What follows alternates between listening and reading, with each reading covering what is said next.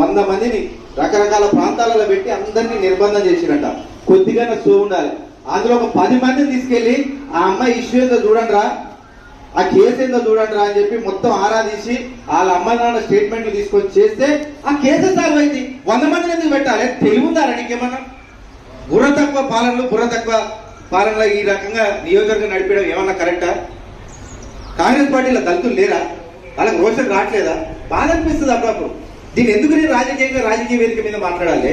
మీకు సోవిలేదా ఒక ఎమ్మెల్యేగా? నీకు ఓడేయకపోతే పనిచేయవా? వాళ్ళ బలహీన వర్గాలైతే పనిచేయవా? అత్యంత బాధాకరమైన విషయం చెప్తా. ఎందుకు ఈ మాట చెప్తున్నా మీకు అర్థం చేసుకోండి. నేను ఆర్ఎస్ ప్రవీణ్ కుమార్ గారు కూర్చున్నాం. వాళ్ళ అమ్మ బాధపడుతూ చెప్తే నిజంగా కలపడి నీళ్ళు తిరిగా. ఏం చెప్పిందో తెలుసు? అసలు ఈ ఇష్యూ ఖచ్చితంగా అది ఆత్మహత్య కాదు, హత్య ఎందుకు అంటున్నామో, నేను ఆర్ఎస్ ప్రభు గారు ఎందుకు అంటున్నామో ఒకసారి మీ అందరికి చెప్పాలి.